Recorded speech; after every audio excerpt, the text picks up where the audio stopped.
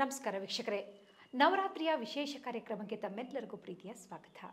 ಇವತ್ತು 3ನೇ ದಿವಸ ಯಾವ ದೇವಿಯನ್ನ ಆರಾಧನೆ ಮಾಡಿದ್ರೆ ನಮಗೆ ಒಳ್ಳೆಯದಾಗುತ್ತೆ ಅನ್ನೋದ್ರ ಬಗ್ಗೆ ಮಾಹಿತಿಯನ್ನು ತಿಳಿಸ್ಕೊಡ್ಲಿಕ್ಕೆ ನಮ್ಮ ಜೊತೆಗಿರ್ತಾರೆ ವೈಜ್ಞಾನಿಕ ಜ್ಯೋತಿಷ್ಯ ತಜ್ಞರಾದಂಥ ಶ್ರೀ ಪಂಡಿತ್ ಸೋಮಶೇಖರ್ ದೀಕ್ಷಿತ್ ಗುರೂಜಿಯವರು. ಅವ್ರನ್ನ ಕಾರ್ಯಕ್ರಮಕ್ಕೆ ಸ್ವಾಗತಿಸೋಣ.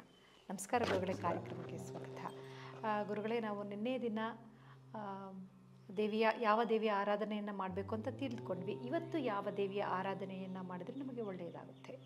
ಹರಿ ಓಂ ಗುರುಭ್ಯೋ ನಮಃ. ಎಲ್ಲ ಆತ್ಮೀಯರೆಲ್ಲರಿಗೂ ಕೂಡ ದಸರಾ ಹಬ್ಬದ ಶುಭಾಶಯಗಳು. ಈಗ ತಾವು ಕೇಳಿದಂಗೆ ಮೂರನೇ ದಿನ ಅಂತಂದರೆ ನೋಡಿ, ಪಂಚಾಂಗದ ಪ್ರಕಾರ ನಾವು ನೋಡಿದಾಗ ಕ್ರೋಧಿನಾಮ ಸಂವತ್ಸರ, ದಕ್ಷಿಣಾಯನೆ ಶರದೃತು, ಆಶ್ವೀಜ ಮಾಸೆ, ದಿನಾಂಕ 5 ಅಕ್ಟೋಬರ್ 2024. ಈ ದಿನ ಶನಿವಾರ, ಶುಕ್ಲ ತೃತೀಯ, ಸ್ವಾತಿ ನಕ್ಷತ್ರ ಇರ್ತಕ್ಕಂಥದ್ದು. ಈ ದಿನ ದೇವಿಯ ಒಂದು ಆರಾಧನೆ, ರೂಪ ಚಂದ್ರಘಂಟ ಅನ್ನುವಂಥ ಹೆಸರಲ್ಲಿ ವಿಶೇಷವಾಗಿ ಇವತ್ತಿನ ದೇವಿಯ ಒಂದು ಆರಾಧನೆ ಮಾಡ್ತಾ ಇರ್ತಕ್ಕಂಥದ್ದು 3ನೇ ದಿನ. ಈ ಚಂದ್ರಘಂಟ ಅಂತಂದ್ರೇ ವೇದಮಾತಾ ಗಾಯತ್ರಿ ದೇವಿ ಅಂತ. ಹಾಗಾಗಿ ವೇದಮಾತಾ ಗಾಯತ್ರಿ ಒಂದು ರೂಪದಲ್ಲಿ ಆರಾಧನೆ ಮಾಡುವಂತಹದ್ದು. ಹೆಸರು ಮಾತ್ರ ಚಂದ್ರಘಂಟ ಅನ್ನುವಂತಹ ಹೆಸರಿನ ಸ್ವರೂಪದಲ್ಲಿ ಆರಾಧನೆ ಮಾಡಲಾಗುತ್ತೆ. ಈ ದಿನದ ದೇವಿ ಯಾವ ರೂಪದಲ್ಲಿ ಇರ್ತಾಳೆ ಗಾಯತ್ರಿ ದೇವಿ? ರೂಪ ಅಂತಂದರೆ 5 ಮುಖ ಚರ್ಯಗಳನ್ನ ಹೊಂದಿರತಕ್ಕಂತಹ ದೇವಿ, ಪಂಚಮುಖ ಇರ್ತಕ್ಕಂತಹ ದೇವಿ ಆಗಿರ್ತಾರೆ. ಮುಖ್ಯವಾಗಿ ಮುಕ್ತ, ವಿದ್ರುಮ, ಹೇಮ, ವೀರ, ಧವಳ ಅಂತ ಈ 5 ಹೆಸರುಗಳಿಂದ ಕೂಡಿರ್ತಕ್ಕಂತಹ ದೇವಿಯ ಮುಖಚರ್ಯೆ. ಅಂದರೆ 5 ಜನ ಅಂತೀವಲ್ಲ, 5 ಸ್ತ್ರೀಯರು ಅಂತೀವಲ್ಲ, ಆ ರೀತಿ 5 ಸ್ತ್ರೀ ಸ್ವರೂಪಿಣಿಯ ಹೆಸರುಗಳಿರ್ತಕ್ಕಂಥದ್ದು. ಸೊ ಮುಕ್ತ, ವಿದ್ರುಮ, ಹೇಮ, ವೀರ, ಧವಳ ಅಂತ ಈ 5 ಹೆಸರುಗಳಿಂದ ಕೂಡಿರ್ತಕ್ಕಂತಹ ದೇವಿ ಹೆಸರು. ಜೊತೆಗೆ ದೇವಿಯ ಒಂದು ಅಭಯ ಹಸ್ತಗಳಲ್ಲಿ ಏನು ಧರಿಸಿರ್ತಾಳೆ ಅಂತಂದರೆ ಮುಖ್ಯವಾಗಿ ಶಂಖ, ಚಕ್ರ, ಗದಾ, ಅಂಕುಶ ಮತ್ತು ಒಂದು ಕೈಯಿಂದ ಅಭಯ. ಹಾಗಾಗಿ ಈ ಒಂದು ಕೈಗಳಲ್ಲೂ ಕೂಡ ಹಸ್ತಗಳಲ್ಲಿ ಈ ಒಂದು ಅಲಂಕೃತರಾಗಿರ್ತಕ್ಕಂತಹ ದೇವಿ ಆಗಿರ್ತಾರೆ. ಹಾಗಾದರೆ ಈ ಬಾರಿ ಅಂದರೆ ಈ 3ನೇ ದಿನದ ದೇವಿಯು 5 ತಲೆಗಳು, 10 ಕೈಗಳಿಂದ ಕೂಡಿರ್ತಕ್ಕಂಥ ದೇವಿ ಮಾತೆ ಆಗಿರ್ತಾಳೆ. ಈ ದೇವಿಯನ್ನು ನಾವು ಯಾವ ಮಂತ್ರದಿಂದ ಪೂಜೆ ಮಾಡಬೇಕು? ನೋಡಿ, ಗಾಯತ್ರಿ ಮಾತಾ ದೇವಿಯನ್ನು ಮುಖ್ಯವಾಗಿ 5 ದೇವಿ ಒಂದು ಸ್ವರೂಪದಲ್ಲಿರ್ತಕ್ಕಂತಹ ದೇವಿಯಾಗಿದೆ. ಹಾಗಾಗಿ ಮುಖ್ಯವಾಗಿ ಆ ಒಂದು ಗಾಯತ್ರಿ ಮಾತಾ ಅಂದ ತಕ್ಷಣವೇ ಮೂಲ ಮಂತ್ರ ಎಲ್ರಿಗೂ ಗೊತ್ತಿರ್ತಕ್ಕಂಥದ್ದೇ. ಆದರೂ ಕೂಡ ವಿಶೇಷವಾಗಿ ಇವತ್ತಿನ ದಿನ 3ನೇ ದಿನ ಹೇಳುವಂತಹ ಶ್ಲೋಕ ಅಂತಂತಂದರೆ, ಪಿಂಡಜ ಪ್ರವರಾರೂಢ ಚಂಡ ಕೋಪಾಸ್ತ್ರ ಕೈರ್ಯುತ ಪ್ರಸಾದ ತನುತೆ ಮಹ್ಯಂ ಚಂದ್ರ ಘಟೀತಿ ವಿಶ್ರುತ. ಪಿಂಡಜ ಪ್ರವರಾರೂಢ ಚಂಡ ಕೋಪಾಸ್ತ್ರ ಕೈರ್ಯುತ ಪ್ರಸಾದ ತನುತೆ ಮಹ್ಯಂ ಚಂದ್ರ ಘಟೀತಿ ವಿಶ್ರುತ. ನೋಡಿ, ಈ ಒಂದು ಮಂತ್ರ ಶ್ಲೋಕವನ್ನು 27 ಬಾರಿ ನೋಡಿ. 27 ಅಂತಂದರೆ 27, 2 7 ಎಷ್ಟು? 9. ಹಾಗೆ ನೋಡಿ, 9 ಗ್ರಹಗಳ ಒಂದು ಬಲ ಕೂಡ ಇಲ್ಲಿ ಬರುತ್ತೆ. 27 ಬಾರಿ ಹೇಳ್ಕೊಳ್ಳೋದ್ರಿಂದ ಪೂಜಾ ಸಮಯದಲ್ಲಿ ತುಂಬ ಉತ್ತಮವಾದ ಫಲ ಸಿಗುತ್ತೆ. ಆಗಲೇ ಹೇಳಿದ ಮೂಲ ಮಂತ್ರ ಅಂತ. ಹಾಗೆ ಓಂ ಭೋರ್ಭೋಸ್ವಃ ತಸ್ಸ ವಿತುರ್ವರೇಹೇನ್ಯಂ ಭರ್ಗೋ ದೇವಸ್ಯ ಧೀಮಹಿ ಧಿಯೋ ಯೋ ನಃ ಪ್ರಚೋದಯಾತ್. ಈ ಶ್ಲೋಕವನ್ನಾದರೂ ಕೂಡ 27 ಬಾರಿನ ಶ್ಲೋಕ ಹೇಳ್ಬೋದು. ಗಾಯತ್ರಿ ಮಂತ್ರವನ್ನಾದರೂ ಹೇಳ್ಬಹುದು ಅಥವಾ ತಾವು ಮೊದಲೇ ಹೇಳಿದ ಮಂತ್ರವನ್ನಾದರೂ ಹೇಳ್ಬಹುದು. ಖಂಡಿತ.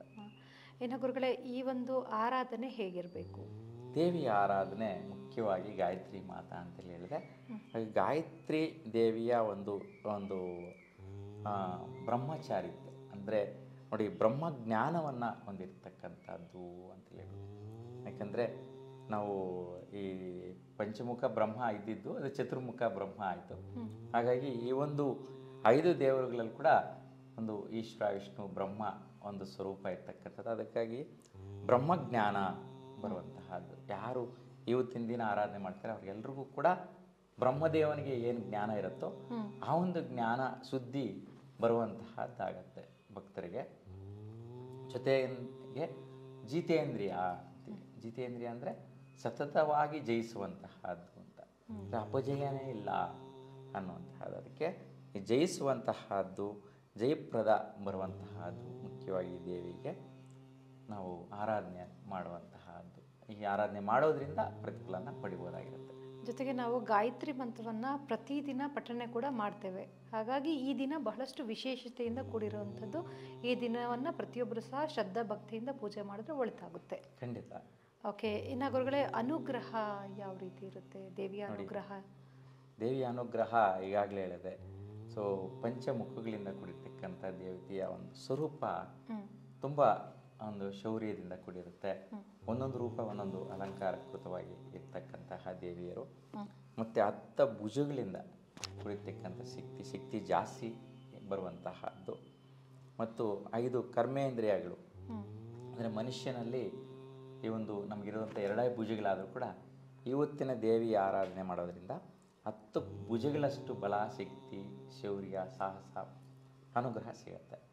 ಜೊತೆಗೆ ಕರ್ಮೇಂದ್ರಿಯಗಳು ನೋಡಿ, ಅವು 5 ದೇವತೆಗಳ ಒಂದು ಕರ್ಮೇಂದ್ರಿಯಗಳು ಅಂತಂದರೆ ಇದರಲ್ಲಿ 25 ಕರ್ಮೇಂದ್ರಿಯಗಳು ಒಂದು ಬಲ ಈ ಒಂದು ಆರಾಧಕರು ಯಾರೆಲ್ಲ ಇದ್ದಾರೆ ಭಕ್ತಿಯಿಂದ ಆಚರಿಸುವಂತಹವರಿಗೆ ಇವತ್ತಿನ ದೇವಿಯ ಅನುಗ್ರಹ ಮುಖ್ಯವಾಗಿ ಸಿಗುತ್ತೆ. ಇನ್ನು ನಾವು ಪ್ರಸಾದ, ನೈವೇದ್ಯದ ಬಗ್ಗೆ ಕೇಳೋದಾದರೆ, ಪ್ರಸಾದ ಅಂತಂದರೆ ಮುಖ್ಯವಾಗಿ ಕೊಬ್ಬರಿಯನ್ನು ತುರುವು ಬಿಟ್ಟು ಮಿಶ್ರಣ ಮಾಡುವಂತಹ ಒಂದು ಪದಾರ್ಥ ಅನ್ನ ತುಂಬ ಇಷ್ಟಪಡ್ತಾರೆ ಈ ಒಂದು ಗಾಯತ್ರಿ ಮಾತೆ. ಅಂದರೆ ಚಂದ್ರಘಂಟ ಅನ್ನುವಂತಹ ದೇವತೆ ತುಂಬ ಇಷ್ಟಪಡುವಂತಹದ್ದು. ಮತ್ತು ಚಿತ್ರಾನ್ನ ನಿಂಬೆ ಹುಳಿ ಮಿಕ್ಸ್ ಮಾಡಿ ಮಾಡುವಂತಹದ್ದಾಗಿರ್ಬೋದು. ಜೊತೆಗೆ ರವೆಯಿಂದ ನೋಡಿ, ರವೆ ಅಂತಂದರೆ ಸೂರ್ಯನ ಒಂದು ಇದು ಗೋಧಿ ಅಂತೀವಲ್ಲ, ಗೋಧಿಯಿಂದನೇ ರವೆ ತಯಾರು ಮಾಡುವಂತಹದ್ದು. ಅದಕ್ಕೆ ಗೋಧಿಯಿಂದ ಮಾಡಿರ್ತಕ್ಕಂಥ ಪ್ರಸಾದಗಳಾಗಿರ್ಬೋದು ಅಥವಾ ರವೆಯಿಂದ ಮಾಡಿರ್ತಕ್ಕಂಥ ಕೇಸರಿ ಪ್ರಸಾದ ತುಂಬ ಇಷ್ಟಪಡ್ತಾಳೆ. ಹಾಗಾಗಿ ಈ ಒಂದು 3 ರೀತಿಯ ಪ್ರಸಾದಗಳು ತುಂಬ ಶ್ರೇಷ್ಠವಾಗಿ ಈ ಒಂದು ದೇವಿಗೆ ಇಷ್ಟಕರವಾಗಿರುತ್ತೆ. ಹಾಗಾಗಿ ಅನುಕೂಲ ನೋಡಿಕೊಂಡು ಈ ಪದಾರ್ಥಗಳನ್ನೇ ಮಾಡಿ ನೈವೇದ್ಯ ಇಡೋದು ತುಂಬ ಶ್ರೇಷ್ಠ. ಅಲ್ಲ ಗುರುಗಳೇ, ತಾವು ಹೇಳೋ ರೀತಿ ನವಗ್ರಹಗಳು, ನವರಾತ್ರಿಗಳು ಮತ್ತು ನವಧಾನ್ಯಗಳು ಬಂತು. ಮೊದಲನೇ ದಿನ ಹೆಸರುಕಾಳು, 2ನೇ ದಿನ ಕಡಲೆಬೇಳೆ, ಇವತ್ತು ಗೋಧಿ, ಈ ಪದಾರ್ಥಗಳನ್ನು ಬಳಸಿ, ಅಂದರೆ ಎಲ್ಲವೂ ಸಹ ಇಲ್ಲಿ ನವ ಐಕ್ಯವಾಗಿದೆ. ಇನ್ನು ಗುರುಗಳೇ, ನಾವು ಕಳೆದ ಬಾರಿ ದಸರಾ ಬೊಂಬೆಗಳ ಬಗ್ಗೆ ಮಾತನಾಡಿದ್ವಿ. ಯಾಕಂದರೆ ಇದು ದಸರಾ ಆಗಿರೋದ್ರಿಂದ, ದಸರಾದಲ್ಲಿ ನವರಾತ್ರಿಗಳಾಗಿರೋದ್ರಿಂದ ಮೈಸೂರು ದಸರಾದ ಬಗ್ಗೆ ನಮ್ಮ ವೀಕ್ಷಕರಿಗೆ ಏನಾದರೂ ತಾವು ತಿಳಿಸೋದಾದರೆ? ನೋಡಿ, ನೀವು ಕೇಳಿದಂಗೆ ನಮ್ಮ ದಸರಾ ಮಹೋತ್ಸವಗಳ ಪ್ರಕಾರನೇ ನಮ್ಮ ದೇಶದಲ್ಲಿ ಬೇರೆ ಬೇರೆ ಒಂದು ರಾಜ್ಯಗಳಲ್ಲಿ ಕೂಡ ಈ ಒಂದು ದೇವಿ ಆರಾಧನೆ ವಿವಿಧ ರೀತಿಯಲ್ಲಿ ಪ್ರಾಂತ್ಯ ರೀತಿಯ ಆಚರಣೆಯಲ್ಲಿದೆ.